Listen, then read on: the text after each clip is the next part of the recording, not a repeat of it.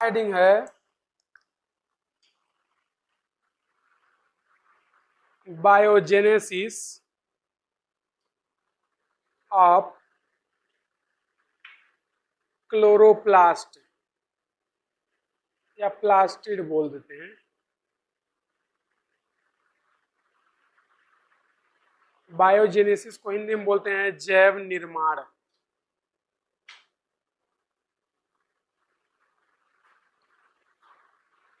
तो biogenesis of plastid यानी कि जो प्लास्टिड है उसका निर्माण कैसे होता है। जो प्लास्टिड होता है इसका निर्माण एमाइटोसिस या बाइनरी फ्यूजन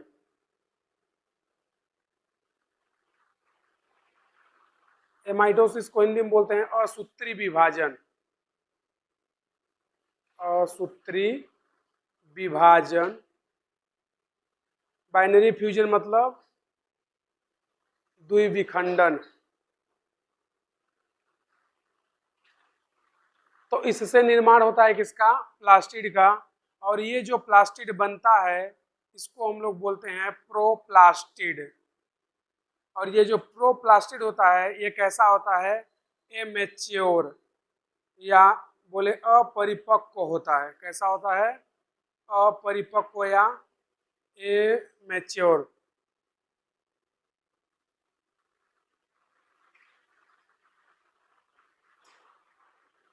जब ये मैच्योर हो जाता है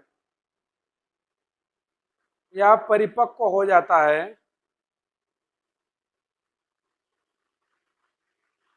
तो ये कन्वर्ट हो जाता है परमानेंट सेल में। और इस परमानेंट सेल से बनता है प्लास्टिड। अब इस प्लास्टिड की जैसी आवश्यकता होती है उसके हिसाब से अलग अलग प्लास्टिड बनता रहेगा। जैसे ल्यूकोप्लास्ट, अगर जरूरत है तो बनेगा क्या, क्लोरोप्लास्ट। और अगर जरूरत है तो बन जाएगा क्रोमोप्लास्ट।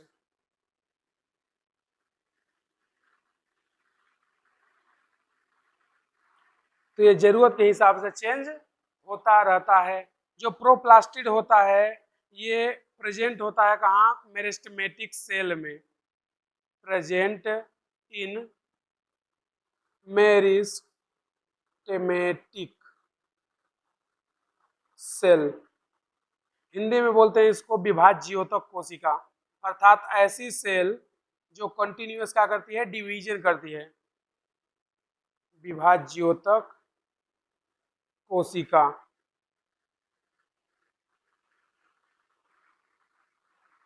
तो अगर इसी को हम लोग देखें तो ये जो होते हैं आपस में कन्वर्ट हो सकते हैं। जैसे एग्जाम्पल एक देखना,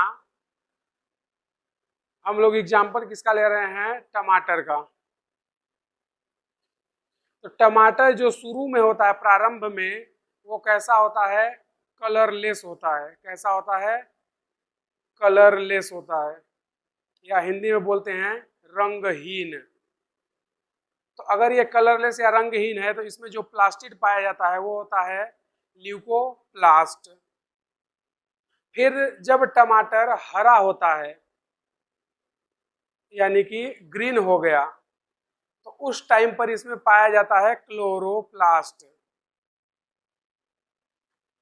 और जब ये रेड हो जाए यानी कि लाल तो इसमें पाया जाता है क्रोमोप्लास्ट। क्रोमोप्लास्ट। तो ल्यूकोप्लास्ट किस में कन्वर्ट हुआ, क्लोरोप्लास्ट में। क्लोरोप्लास्ट किस में कन्वर्ट हुआ, क्रोमोप्लास्ट में। लेकिन कभी भी क्रोमोप्लास्ट क्लोरोप्लास्ट में कन्वर्ट नहीं होगा। क्यों, क्योंकि ये जो है एजिंग को दर्शाता है। एजिंग को दर्शाता है। एजिंग मतलब होता है वृद्धावस्था। यानी कि अब टमाटर रेड हो चुका है, उसको दोबारा हरा नहीं कर सकते। तो जो क्रोमोप्लास्ट है वो क्लोरोप्लास्ट में कभी कन्वर्ट नहीं होता। यानी कि क्रोमोप्लास्ट इस बात का संकेत देता है कि वो एजिंग हो चुका है या वृद्ध हो चुका है, उसको अलग कर सकते हैं। तो ऐसा सभी में होता है, चाहे टमाटर हो या कि फिर तुम लोग सेब ले लो, संतरा ले लो, आम ले लो, उन सभी में ऐसा ही होता है। जब आम शुरू में होता है तो वो कैसा होता है, कलरलेस। फिर जब हरा होगा तो उसमें क्या होगा, क्लोरोप्लास्ट। फिर जब वो पक जाएगा, पीला हो जाएगा, तो फिर उसमें क्या पाया जाएगा, क्रोमोप्लास्ट। तो हमने बताया था क्रोमोप्लास्ट का मेन काम क्या होता है, रंग प्रदान करना। कौन कलर देगा, ऑरेंज, रेड, येलो, 3 कलर देता है। क्लोरोप्लास्ट का मेन काम क्या होता है, फोटोसिंथेसिस, यानी कि जो टमाटर होता है हरा, उस टाइम पे उसमें प्रकाश संश्लेषण होता है। तो प्रकाश संश्लेषण होने के लिए सबसे जरूरी क्या है, क्लोरोफिल का होना या क्लोरोप्लास्ट का होना।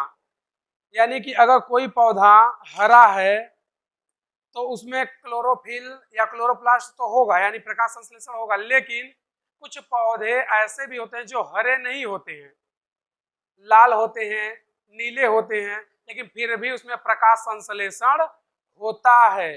तो प्रकाश संश्लेषण होने का मतलब ये है कि उसके पास क्लोरोफिल है, यानी कि किसी भी प्लांट का हरा, नीला, पीला होना इस बात का संकेत है कि उसके पास अलग प्रकार का पिगमेंट या क्लोरोफिल है, क्योंकि क्लोरोफिल भी 4-5 टाइप्स के होते हैं।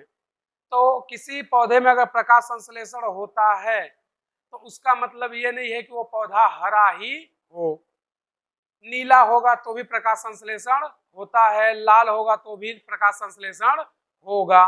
जैसे लाल भाजी को देखो तो उसकी पत्तियां कैसी होती हैं, लाल, तो इसका मतलब उसमें प्रकाश संश्लेषण नहीं होना चाहिए, लेकिन होता है। तो जरूरी नहीं है कि सिर्फ हरे पत्तियों में ही प्रकाश संश्लेषण हो, लाल पत्तियों में भी होता है और नीले पत्तियों में भी प्रकाश संश्लेषण होता है। तो प्रकाश संश्लेषण होने के लिए जरूरी क्या है, क्लोरोफिल का होना। हरा होना जरूरी नहीं है। क्यों, क्योंकि लाल भाजी जो है वो तो हरा नहीं होती है। तो प्रकाश संश्लेषण के सबसे जरूरी क्या है, क्लोरोफिल का होना, ना कि पौधों का हरा होना। और बहुत सारे जीव ऐसे होते हैं जिनके पास क्लोरोफिल होता है लेकिन वो हरे नहीं होते, जैसे डाई एटम्स और कुछ शैवाल ऐसे होते हैं जो हरे नहीं होते, लाल होते हैं। जो लाल समुद्र होता है, रेड सागर, उसका पानी पूरा लाल दिखाई देता है क्योंकि उसमें रेड एल्गी या लाल शैवाल पाए जाते हैं। तो वो तो हरा नहीं होता, लेकिन फिर भी उसमें प्रकाश संश्लेषण होता है। क्यों होता है, क्योंकि उसमें एरिथ्रोपोएटिन नाम का पिगमेंट पाया जाता है। तो वर्णक या क्लोरोफिल का पाया जाना प्रकाश संश्लेषण का मुख्य लक्षण है, हरा होना लक्षण नहीं है। नहीं तो ऐसे अगर हरा तुम लोग एक चटाई लगा दो तो उसमें प्रकाश संश्लेषण होना चालू हो जाएगा। तो हरा होना जरूरी नहीं है, जरूरी क्या है, क्लोरोफिल का होना या उसके पास पिगमेंट होना जरूरी है। अगर पिगमेंट या क्लोरोफिल है तो प्रकाश संश्लेषण होगा। कलर महत्वपूर्ण नहीं है, रंग कोई भी हो उससे फर्क नहीं पड़ता। प्रकाश संश्लेषण के लिए जरूरी क्या है, क्लोरोफिल का होना। समझे, इसको छाप दो।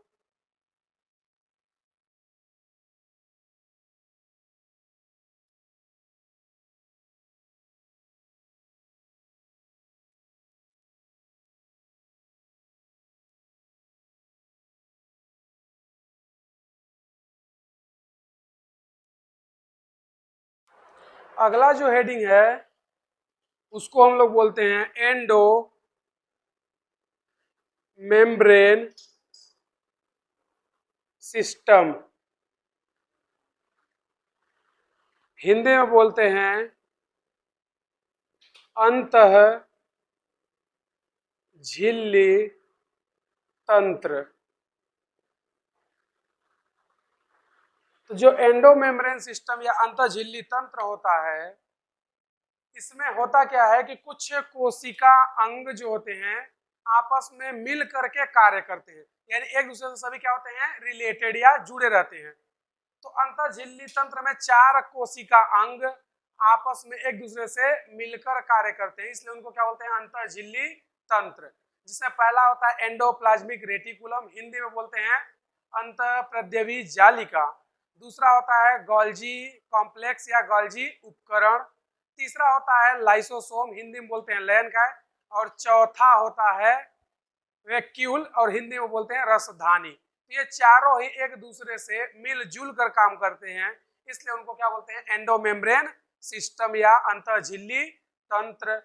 तो इन चारों के बारे में अगर हम लोग देखें तो जो पहला होता है वो कौन है, एंडोप्लाज्मिक रेटिकुलम, हिंदी में बोलते हैं अंतःहृदयी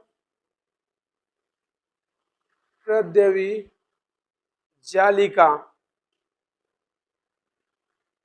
दूसरा जो होता है उसको हम लोग बोलते हैं गोल्जी बॉडी, हिंदी में बोलते हैं गाल्जी काय।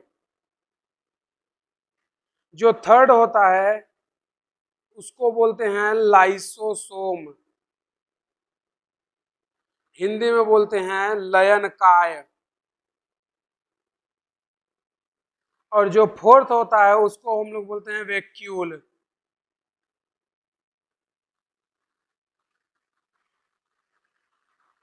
हिंदी में बोलते हैं रसधानी।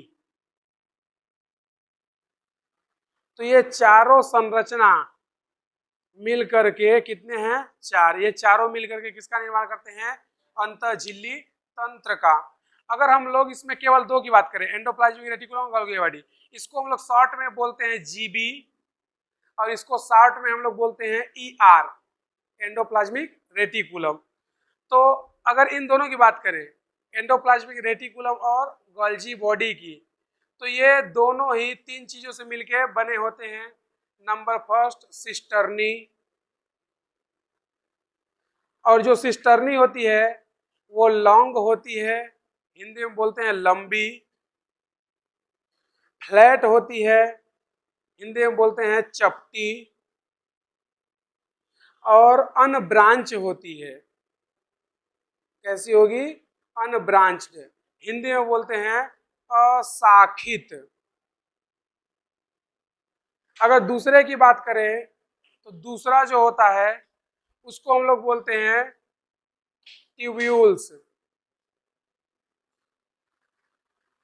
और ये जो होती है ये लॉन्ग होगी लेकिन ब्रांच होती है। और जो थर्ड होती है उसको बोलते हैं वेसाइकल,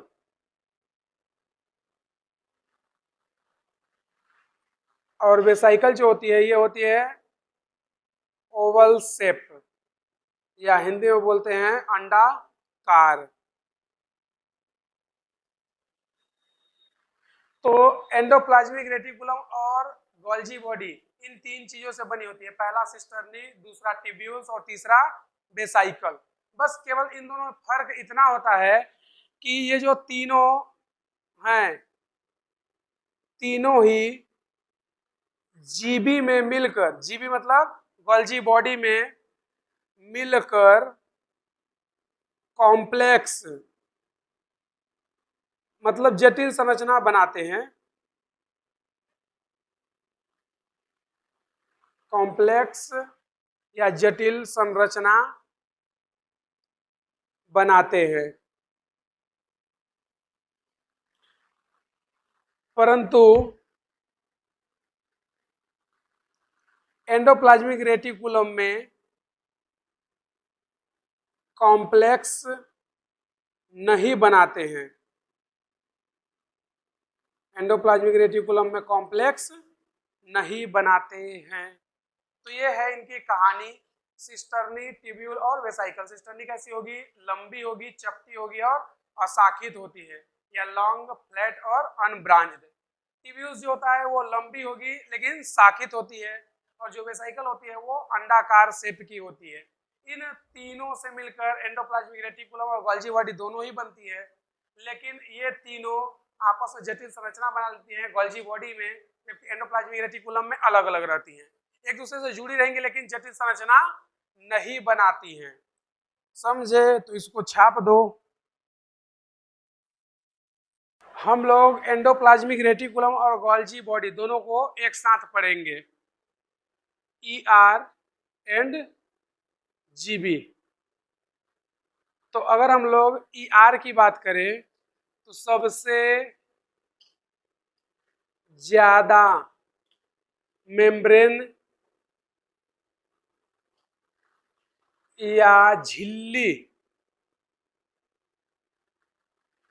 ER में होता है, इसलिए ER को सिस्टम ऑफ मेम्ब्रेन, हिंदी में बोलेंगे झिल्लियों का तंत्र, झिल्लियों का तंत्र कहते हैं। ये तो ER की कहानी है कि सबसे ज्यादा मेम्ब्रेन कहाँ मिलेगा, ER में, इसलिए इसको क्या बोलते हैं, सिस्टम ऑफ मेम्ब्रेन या झिल्लियों का तंत्र। अगर हम लोग इसकी स्ट्रक्चर को देखें एंडोप्लाज्मिक रेटिकुलम के, तो इसका जो स्ट्रक्चर होता है इसको हम लोग दो पार्ट में स्टडी करते हैं। एक को हम लोग बोलते हैं ल्यूमिनल और दूसरे को बोलते हैं एक्स्ट्रा ल्यूमिनल।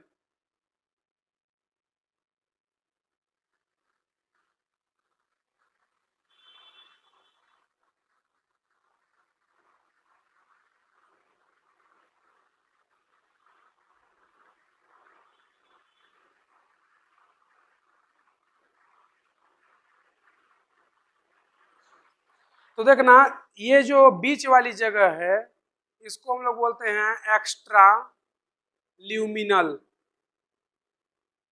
और ये जो अंदर वाली जगह है इसको हम लोग बोलते हैं ल्यूमिनल।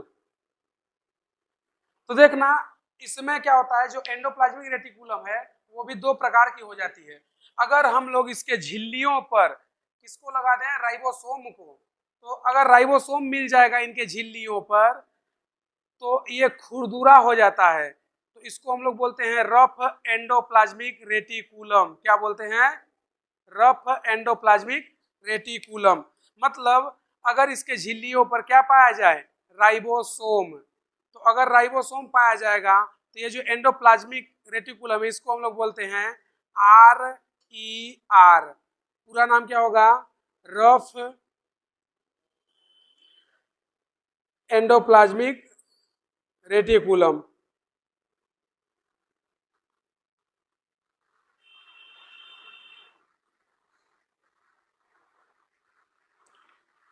और जिस पर नहीं पाया जाता है राइबोसोम उसको हम लोग बोलते हैं SER।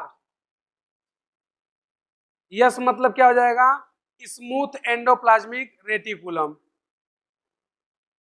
स्मूथ ER या स्मूथ एंडोप्लाज्मिक रेटिकुलम।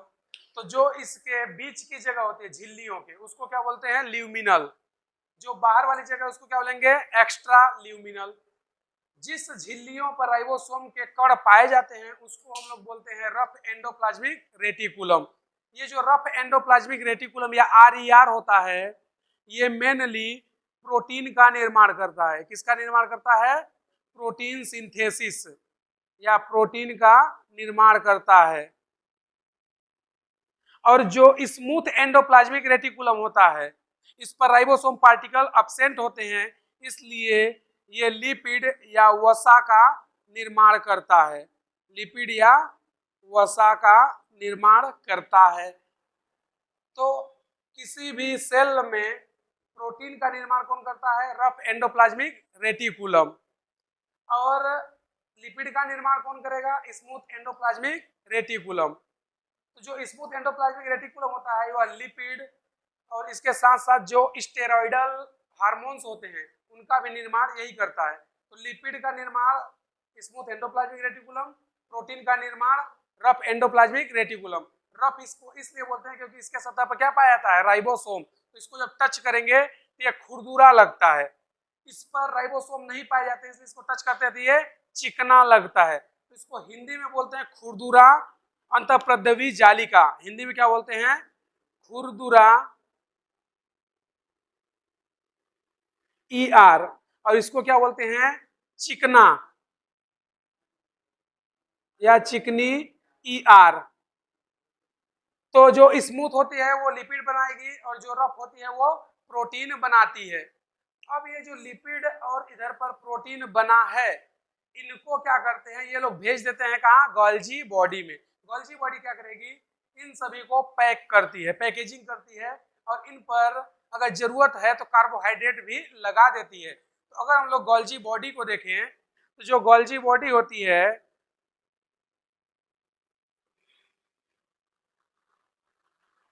वो इस तरह से इनका पैकेजिंग करती है।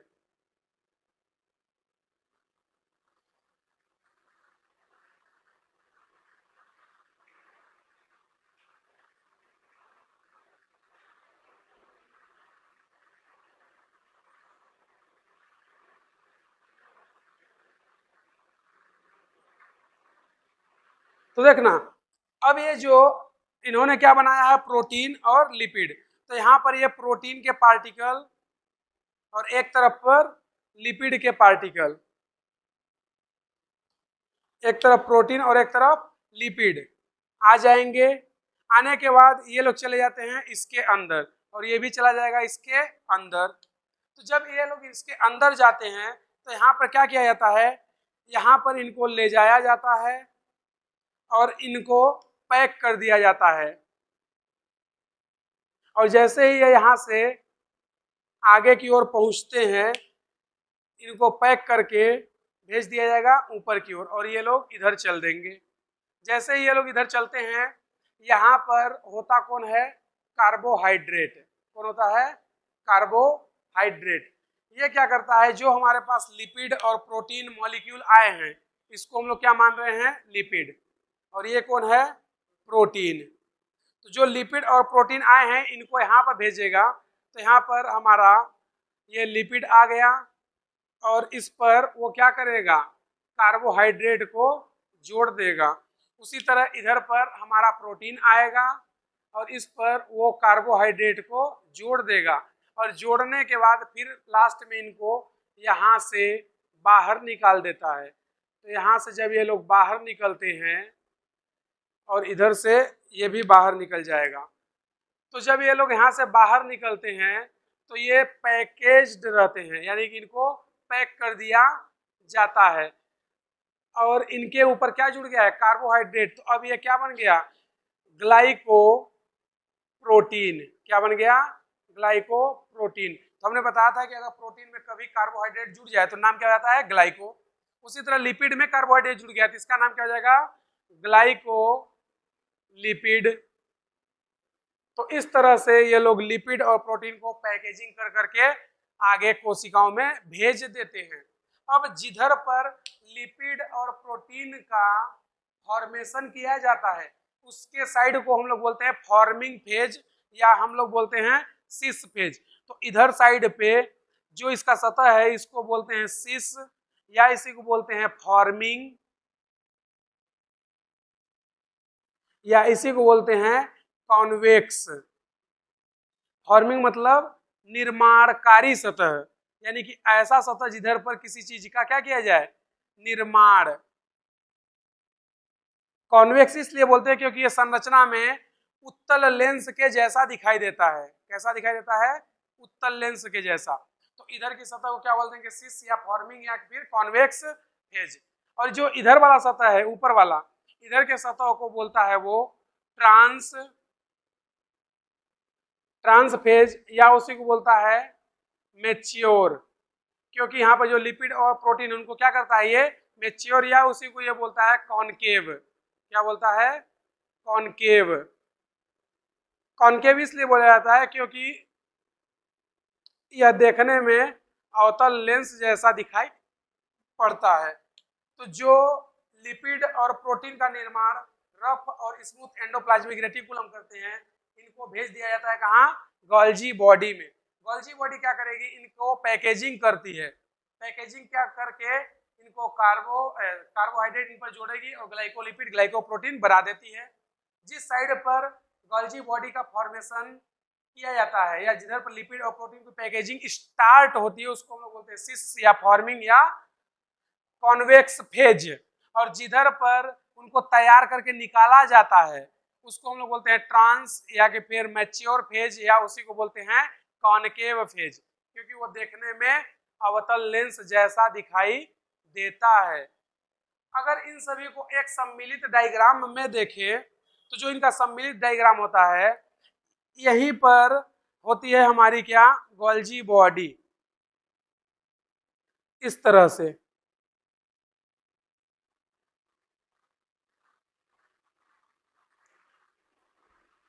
और ये आपस में एक दूसरे से कनेक्टेड रहती हैं।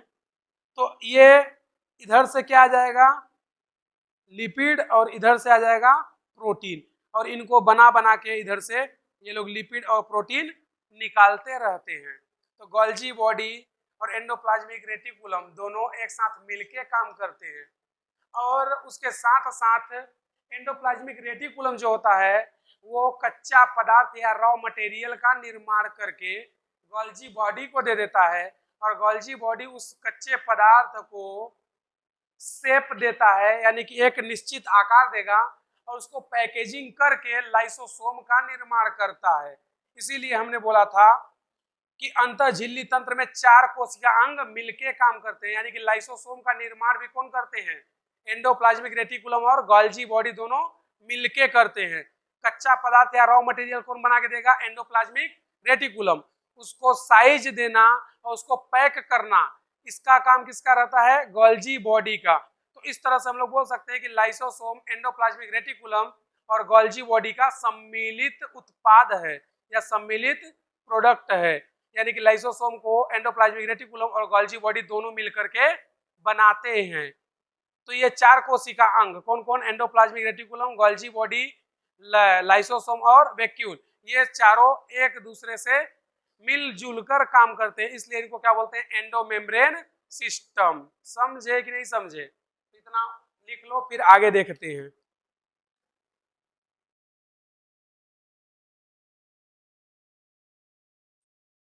के गोल्जी बॉडी या जीबी की खोज, गोल्जी बॉडी या जीबी की खोज कैमिलो गोल्जी ने की थी।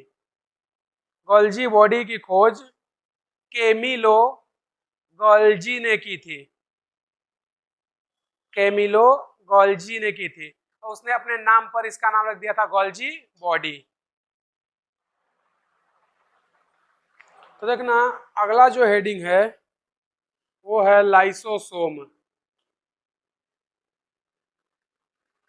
हिंदी में बोलते हैं इसको लयनकाय। तो जो लाइसोसोम होता है इसके लिए रॉ मटेरियल, हिंदी में बोलते हैं कच्चा पदार्थ, इसके लिए रॉ मटेरियल ER बनाता है।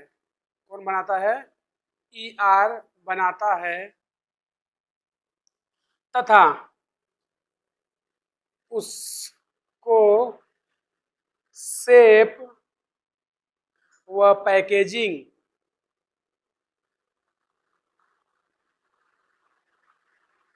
जीबी करता है।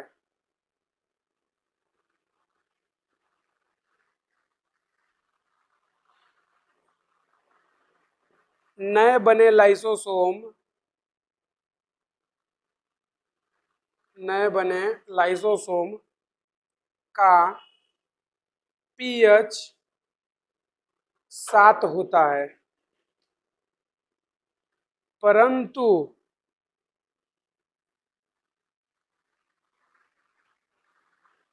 पुराने लाइसोसोम का pH 5 होता है, और सभी जल अपघटनीय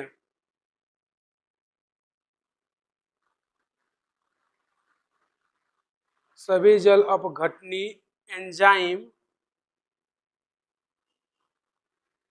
इंग्लिश में बोलते हैं हाइड्रोलाइटिक एंजाइम, सभी जल अपघटनी या हाइड्रोलाइटिक एंजाइम पीएच 5 पर कार्य करते हैं। अगला पॉइंट अगर बात करें तो लाइसोसोम में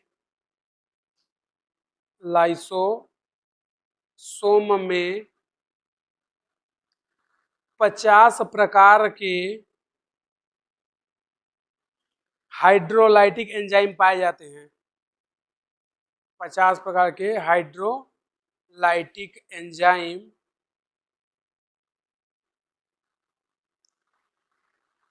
पाए जाते हैं। अगर उस एंजाइम के एग्जाम्पल की बात करें तो हाइड्रोलेज,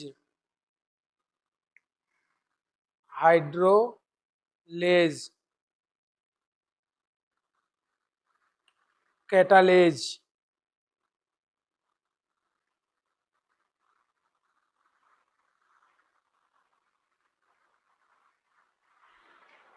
लेकिन सबसे बड़ी दिक्कत ये है कि जो लाइसोसोम होता है वो प्लांट में नहीं हो, प्रोकैरियोटिक सेल में लाइसोसोम एब्सेंट होता है। प्रोकैरियोटिक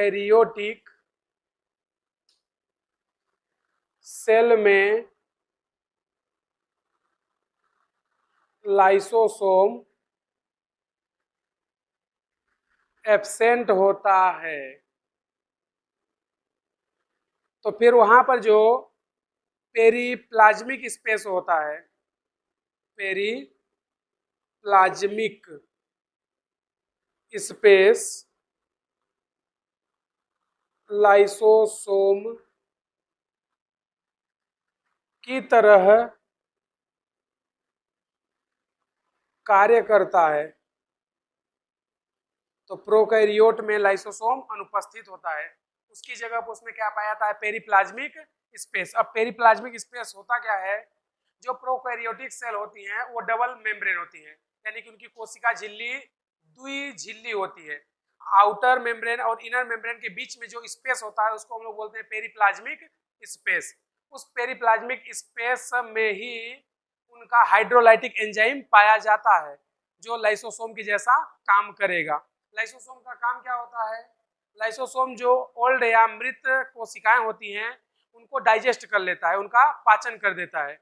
या कोई कोशिका इन्फेक्शियस हो गई है तो लाइसोसोम उसके अंदर जाता है और अपने अंदर के जितने एंजाइम है उन सभी को रिलीज कर देता है, यानी कि लाइसोसोम फट जाता है और वहां पर पूरे कोशिका की मृत्यु हो जाती है। इस कारण से लाइसोसोम को सुसाइडल बैग या आत्महत्या की थैली भी कहते हैं। क्यों? क्योंकि जो सेल इन्फेक्शियस है और सेल को इन्फेक्शन ना कर दे उसको बचाने के लिए लाइसोसोम फट जाएगा और उसके अंदर का जितना भी एंजाइम होता है हाइड्रोलाइटिक वो सभी क्या कर देंगे, सेल को डेड कर देंगे या जान से मार देंगे, तो वो सेल क्या हो जाएगी, मर जाएगी। इसलिए लाइसोसोम को क्या बोलते हैं, आत्महत्या की थैली या सुसाइडल बैग। लेकिन लाइसोसोम प्रोकैरियोटिक कोशिका में अनुपस्थित होता है, तो उसकी जगह पर क्या पाया जाएगा, पेरीप्लाज्मिक स्पेस। ऐसा ही हमने बताया था कि माइटोकॉन्ड्रिया जो होता है प्रोकैरियोटिक सेल में नहीं पाया जाता है, उसकी जगह पर उसमें क्या पाया जाता है, मीजोसोम। मीजोसोम जो होता है वहां पर प्रोकैरियोट में माइटोकॉन्ड्रिया का काम करता है। और मीजोसोम बनता कैसे है, तो हमने बताया था कि जो प्रोकैरियोटिक सेल की इनर मेम्ब्रेन या आंतरिक झिल्ली होती है वो इनर मेम्ब्रेन अंदर की ओर फोल्ड होकर के मीजोसोम का निर्माण करती है। और वहां पर माइटोकॉन्ड्रिया और मीजोसोम दोनों क्या होते थे, एनालॉगस या समवृत्ति, यानी दोनों का कार्य क्या है, समान, एटीपी का निर्माण करना, लेकिन संरचना दोनों की अलग अलग। तो उसी तरह पेरीप्लाज्मिक स्पेस और लाइसोसोम दोनों क्या होंगे, एनालॉगस या समवृत्ति, यानी काम दोनों का क्या होगा, समान, लेकिन संरचना दोनों की क्या होती है, अलग अलग। उसी तरह अगर हम लोग प्लांट सेल की बात करें तो प्लांट सेल में भी लाइसोसोम अनुपस्थित होता है, तो उसकी जगह पर पाया जाता है उसमें स्फीरोसोम। अब जो स्फीरोसोम होता है वो प्लांट में लिपिड का संश्लेषण या सिंथेसिस करता है, क्योंकि जब हम तुम लोगों को सेल वॉल पढ़ा रहे थे तो वहां पर बताए थे pectin, cellulose, cutin, suberin, lignin, ये सब क्या होते हैं, कार्बोहाइड्रेट। तो कार्बोहाइड्रेट का निर्माण कौन करता था, डिक्टियोसोम। प्लांट में, या गोल्जी बॉडी जो कि अभी हम लोग देखे थे। लेकिन जो क्यूटिन और सुबेरिन ये क्या होते हैं, लिपिड, इनका निर्माण पादप कोशिका में स्फीरोसोम करता है, जबकि अन्य सभी जगह लिपिड और प्रोटीन का निर्माण कौन करता है, एंडोप्लाज्मिक रेटिकुलम। तो अभी पिछले वाले स्ट्रक्चर देखे थे कि प्रोटीन और लिपिड का निर्माण कौन कर रहा था, एंडोप्लाज्मिक रेटिकुलम। तो सभी जगह लिपिड और प्रोटीन का निर्माण कौन करेगा, एंडोप्लाज्मिक रेटिकुलम। लेकिन प्लांट सेल के अंदर लिपिड का निर्माण स्फीरोसोम करता है और वहां पर लाइसोसोम नहीं होता, इसलिए उसके जैसा कार्य कौन करता है, स्फीरोसोम करता है। कौन करेगा, स्फीरोसोम। तो अगर हम लोग प्लांट सेल की बात करें तो प्लांट सेल में लाइसोसोम की जगह क्या होता है, स्फीरोसोम। और ये जो स्फीरोसोम होता है ये लाइसोसोम के जैसा कार्य करता है, लाइसोसोम के जैसा कार्य करता है। और इसका काम क्या है, लिपिड का संश्लेषण या सिंथेसिस करना, लिपिड सिंथेसिस। और अगर इसमें बात करें तो इसके पास क्या होता है, हाइड्रोलाइटिक एंजाइम, हाइड्रोलाइटिक एंजाइम पाए जाते हैं।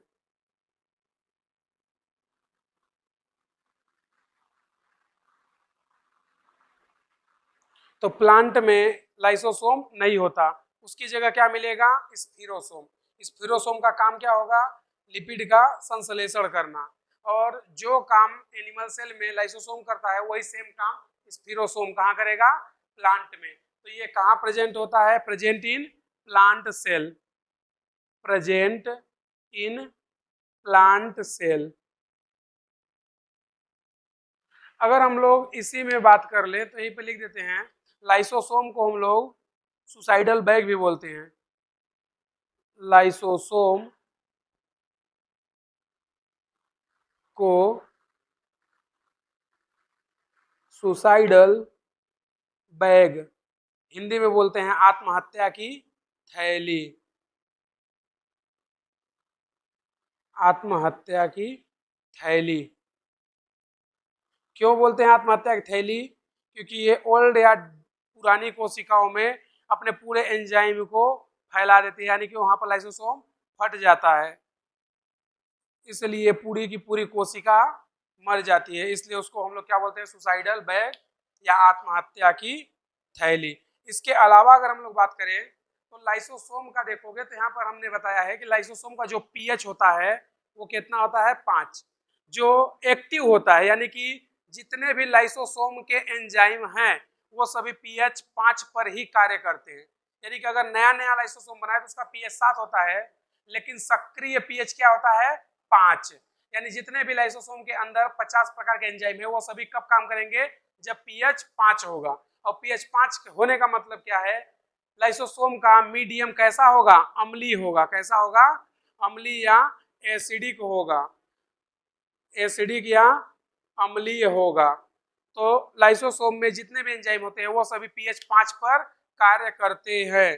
पीएच 5 को मेंटेन करने के लिए लाइसोसोम में प्रोटॉन पंप या H+ आयन पंप पाए जाते हैं, जो क्या करते हैं, लगातार H+ आयन को लाइसोसोम के अंदर लाते रहते हैं ताकि पीएच 5 मेंटेन रहे। तो इसके अंदर लाइसोसोम में H+ आयन या प्रोटॉन पंप पाए जाते हैं। प्रोटॉन पंप पीएच को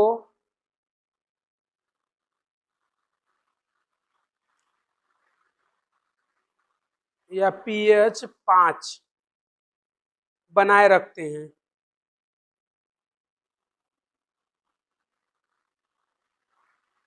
तो ये है लाइसोसोम की कहानी, समझे। तो यहां से लाइसोसोम भी खत्म।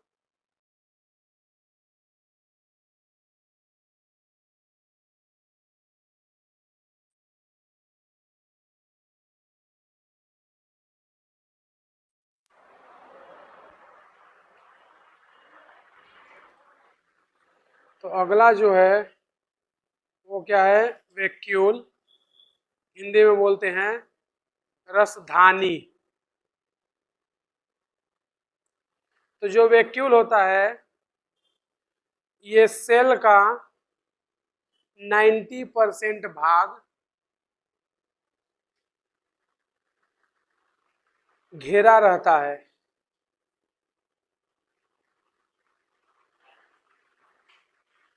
और वैक्यूल जो होता है यह सिंगल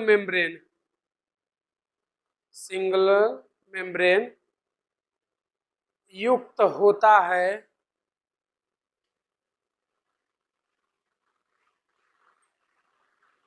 जिसे टोनोप्लास्ट कहते हैं, जिसे टोनोप्लास्ट कहते हैं। अगर हम लोग अगला इसी में बात करें तो वैक्यूल जो होता है, वैक्यूल के अंदर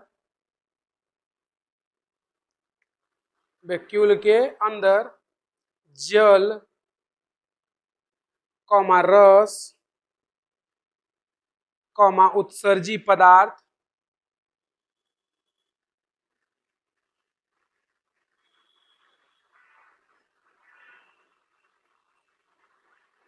उत्सर्जी पदार्थ भरे रहते हैं,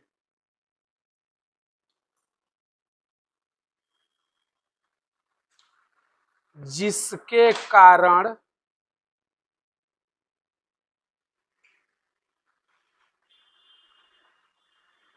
रसधानी की सांद्रता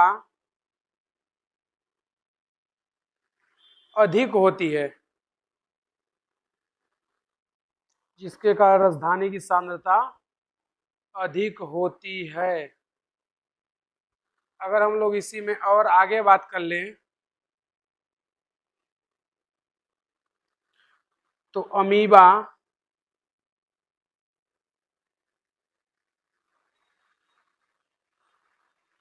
अमीबा में रसधानी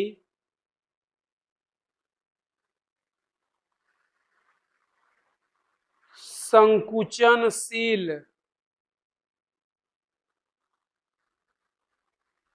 रिक्तिका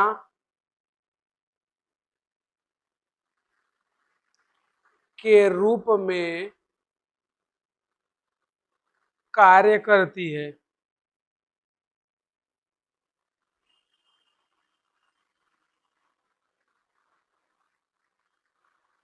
जो उत्सर्जन में सहायक होता है।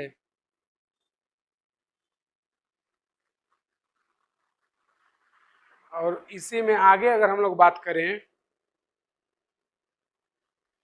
तो कुछ जीव में यह खाद्य रिक्तिका,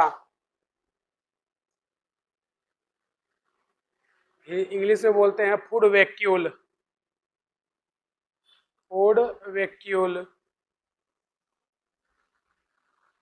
के रूप में पाई जाती है। और यहाँ से रसधानी की भी कहानी खत्म। अब जो हम लोगों का बचा है वो क्या है,